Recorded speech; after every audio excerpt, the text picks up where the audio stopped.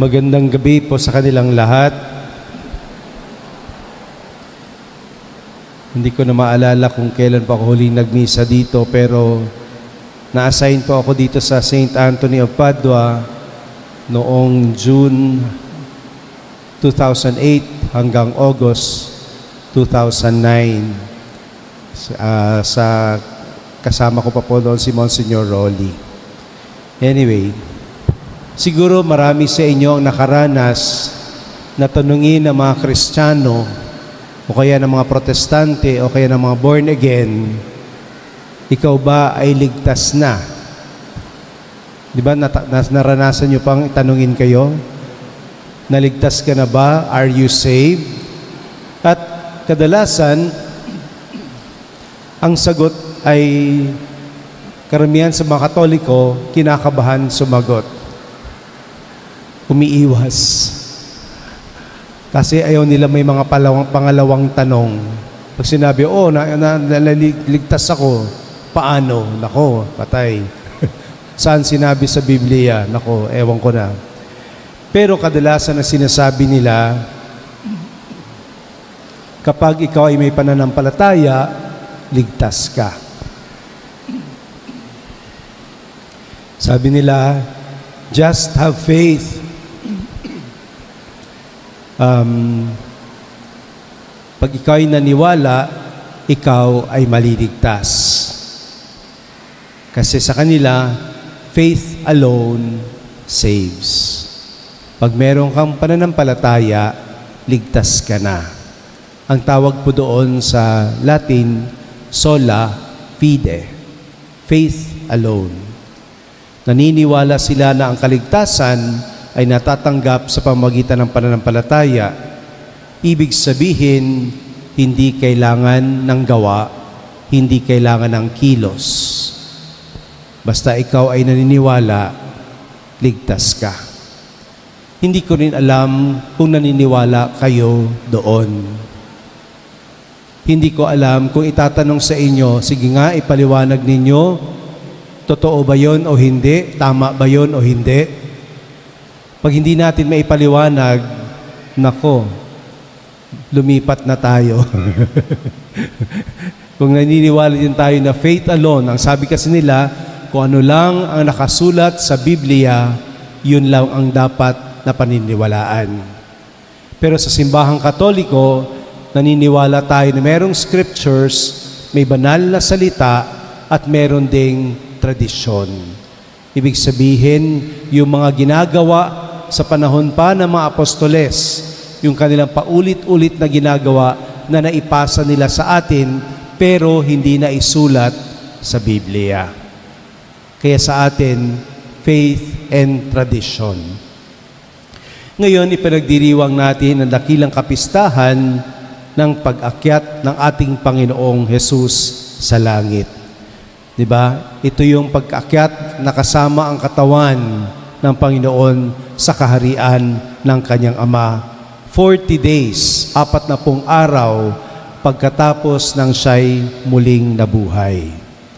So, ibig sabihin, katulad sa mga narinig natin sa mga pagbasa, yung pag-akyat ng Panginoon ay nasaksihan ng kanyang mga apostolos. Kaya, yun ang mga kinikwento nila sa atin na nakita natin sa mga pagbasa ngayong araw. At kaya nga naisulat yon para tayo ay maniwala. So, ibig sabihin, malinaw na kung umakyat ang Panginoong Jesus, anong mangyayari? Ayon sa pagbasa, ibig sabihin sa kanyang pag-akyat, ibig sabihin, pwede na niyang ipadala ang banal na Espiritu para patuloy tayo na hindi nangungulila sa Kanya.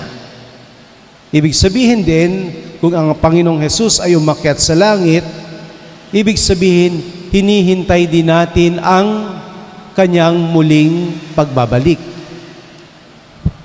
We are waiting for the second coming of Christ. Pero pag sinabi nating second coming of Christ, marami sa atin ay kinakabahan. Pag sinasabi natin sa muling pagbabalik ng Panginoon, marami sa atin ang natatakot. Bakit ba tayo natatakot? Hindi ba tayo dapat excited na bumalik na ang Panginoong Hesus?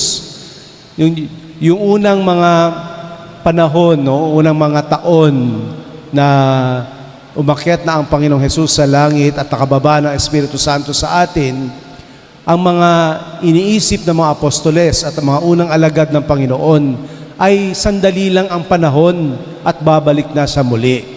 Hindi nila ito inisip na aabot ito ng 1 taon. Nung lumampas ang 1 taon, hindi nila inisip na umabot ito ng 10 taon. Lumampas ang 10, hindi nila inisip umabot ng 100. More than 2,000 years na hindi pa rin siya bumabalik.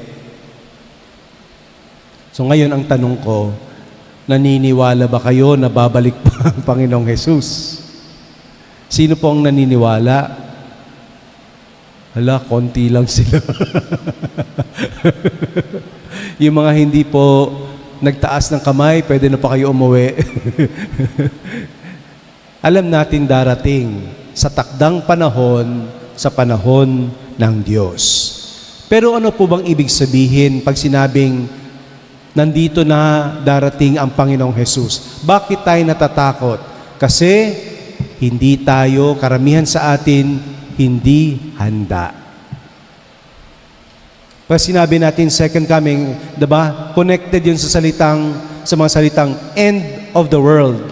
Katapusan ng mundo. Pag bumaba na ang Panginoong Hesus, ibig sabihin, katapusan na ng mundo. At doon tayo natatakot. Kasi ang sabi doon, sabay-sabay na magkakaroon ng bagyo, sabay-sabay na magkaroon ng lindol, at lahat ng klase mga sakuna na hindi pa natin siguro naranasan, magkasabay-sabay sila. At dahil doon, siyempre, ano bang tendency ng tao? Iligtas ang sarili. Pero malamang, lahat tayo ay mamamatay na.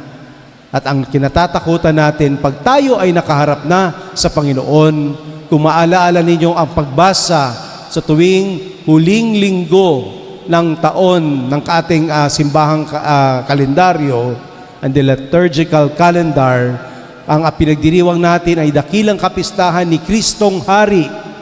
Diba? Ang ebanghelyo doon ay laging ang tupa at ang kambing. So sinasabi doon, kung ikaw ay tupa, dito ka sa kanan.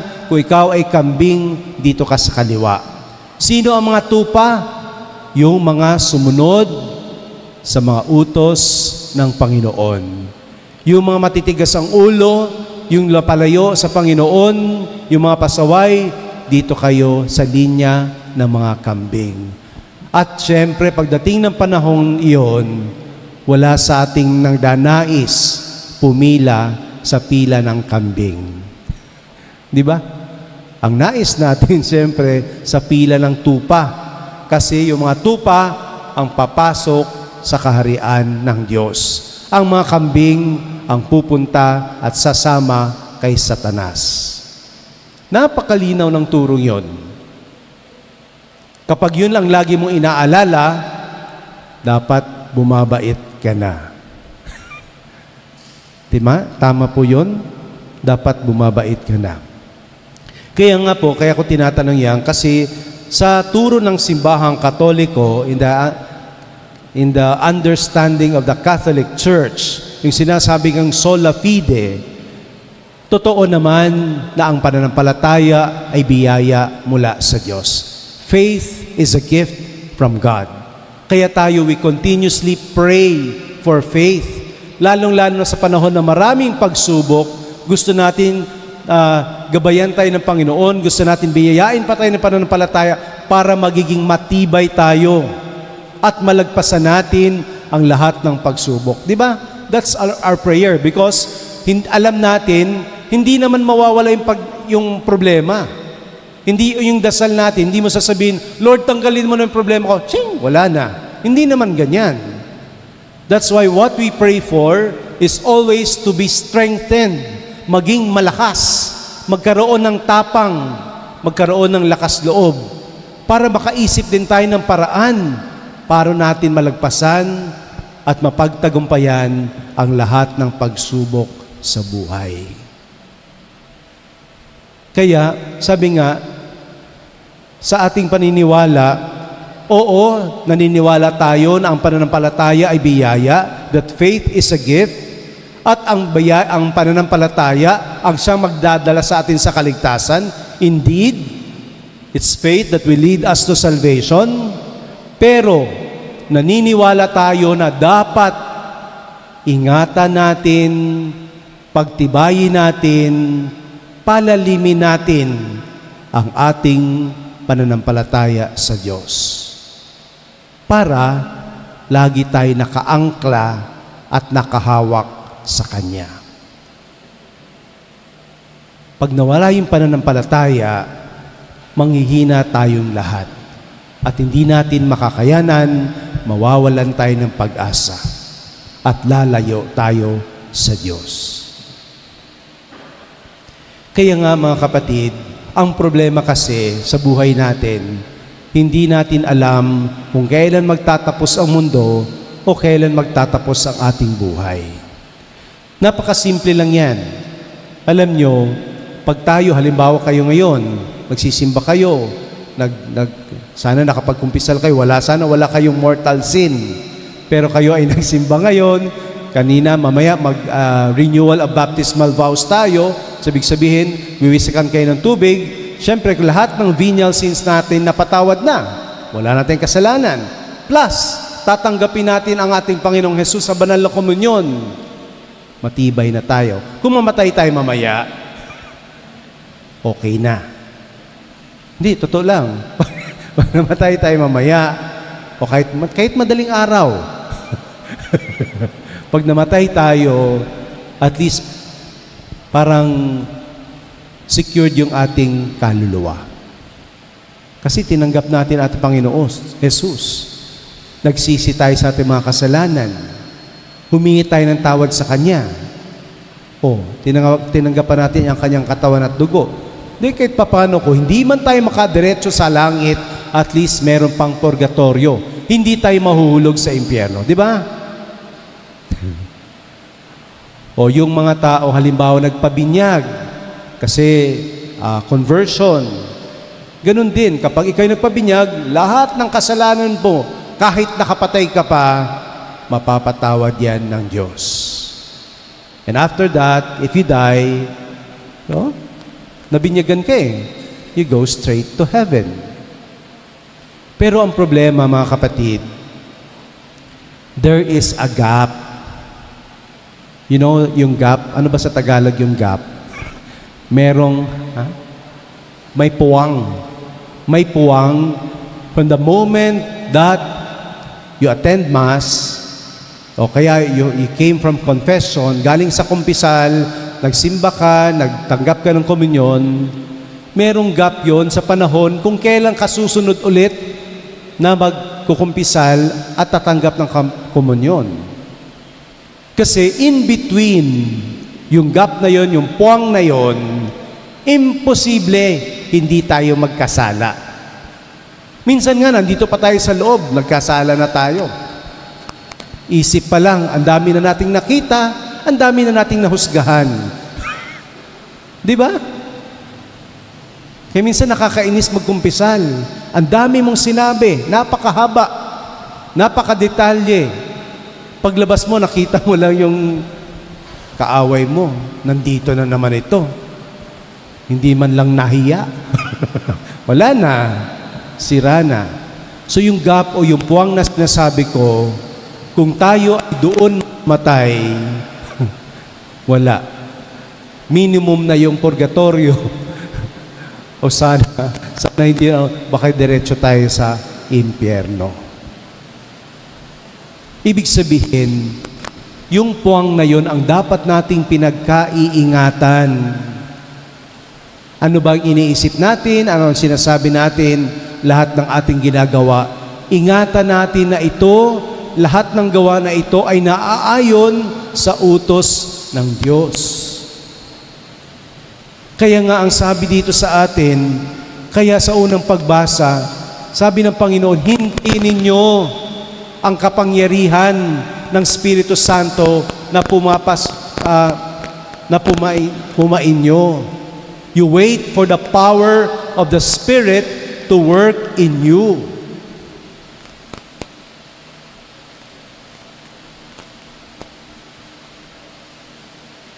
Kaya pinangako ng Panginoong Hesus ang Espiritu Santo. Kasi uuwi na siya. At ang Espiritu Santo gagabay sa atin. Siya ang magpapalakas sa atin. Siya ang maglilinaw sa ating kaisipan. Siya ang magbabago sa atin. Kaya hinahanda niya. Pag hindi tayo nag-ingat, delikado ang ating buhay. Kaya yung sinasabi, hindi pwedeng pananampalataya lang.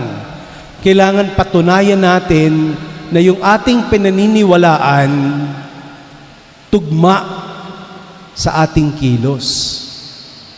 Nakikitaan sa atin ang kabutihan. Nakikitaan ang sa atin ang kabanalan. Hindi pwede tayo doble kara. Hindi pwedeng mabait tayo dito, paglabas natin, balik-ugali naman tayo na hindi maganda. At sinasabi ko, hindi yan madali. Hindi naman talaga madali maging mabait. Hindi madali maging banal. Tulad lang yan ng pag-aasawa.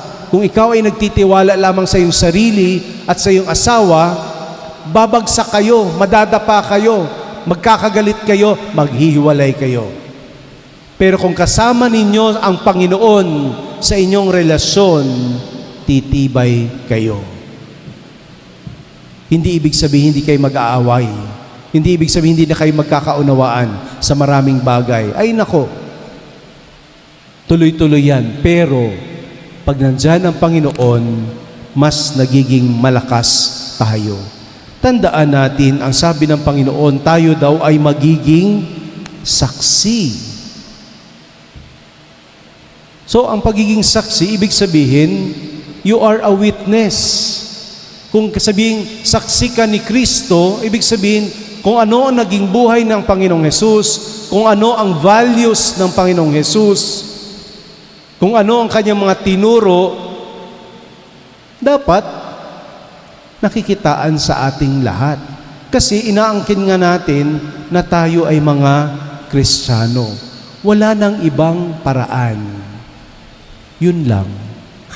Kaya, sorry, yun lang ang tanging paraan. Kaya, sinasabi ko na napakalino na kung sinasabi ng mga protestante ay faith alone, no, it's faith and works. Sinabi yan ni St. James, faith and works. If there is no work that supports your faith, diba? Sabi mo, marunong po akong magmahal. I know how to love. How? Pero wala ka naman pakialam sa iba, hindi ka naman tumutulong, hindi ka man nagbibigay, di walang saysay. Ibig sabihin, your faith is dead. Patay ang pananampalataya mo. Kaya nga, hindi mo alam kung na-excite tayo sa pag-akyat ng Panginoong Jesus sa langit at hinihintay natin ang kanyang pagbabalik. Yung pagbabalik kasi, depende tayo kung handa o hindi. Depende kung handa tayo o hindi. Sabi ni Saint Anthony of Padua, sabi niya, Action speaks louder than words. Sabi niya, let your words teach and your actions speak. Sana daw yung mga salita natin nagtuturo at yung kilos natin nagsasalita. At ito ay lahat patungkol sa pag-ibig ng Panginoong Hesus. Sa mga turo ng Panginoong Hesus. Pero itong parang nakakatakot sa sinabi ni St. Anthony. Sabi niya, nung sinabi niya yung action speaks louder than words, and let your words teach and your actions speak. Sabi niya, we are full of words, but empty of action. Puro daw tayo salita, wala naman daw gawa. Parang mas nakakainis sa Tagalog, no? Parang tagos sa Tagalog. Puno kayo ng salita, puro kayo salita, wala namang gawa. Sabi niya, and therefore are cursed by the Lord. Sinumpa tayo ng Panginoon. Kasi sabi niya, nung nakita niya yung puno ng igos, matandaan yon, the fig tree, naghanap siya ng bunga sa fig tree, sa igos. Wala siyang nakitang bunga. Sinumpa niya ngayon. The next day, patay na, di ba? Patay na. Sinumpa ng Panginoon yung fig tree. Kasi puro dahon, wala namang bunga. So kung ngayon, i-assess mo yung sarili mo, kung wala kang bunga, naku, baka patay ka na bukas. Huwag kayo matakot, Pero, that's the reality of life. And that's the reality of our faith. Kaya po, lagi kong sinasabi, napakahirap maging Katoliko. Napakahirap maging Katoliko kasi ang pamantayan natin, hindi ang kabanalan ng mga santo. Hindi ni kahit ang kabanalan ni Saint Anthony, no? Our standard is Jesus Christ Himself. Our standard is no saint. Saints are only inspiration. Parang sila ang nagtuturo sa atin na kaya naman pala natin. Pero hindi sila ang ating standard. Our only standard is our Lord Jesus Christ. Siya lang dapat ang ating tularan. Siya lang ang ating pakikinggan dahil walang mali sa kanyang salita, walang mali sa kanyang buhay. Dahil lahat ng ito, inalay niya ang kanyang pag-ibig para sa lahat at sa pagsunod sa kanyang Ama. Kaya mga kapatid, sa ating pagpapatuloy ng ating pagdiriwang, sa patuloy natin sa pagdiriwang ng dakilang kapistahan ng pag-akyat ng Panginoong Hesus sa langit, hilingin natin sa Kanya, lalo-lalo sa Banal na Espiritu, na Kanyang pinadala, na sana magkaroon tayo ng tapang at sana magiging masunurin tayo sa mga bulong ng Espiritu sa atin upang gawin lagi natin at isipin lagi natin ang tama at mabuti. Magsalita at kumilos ng tama at mabuti para sa kadakilaan ng Diyos. Amen.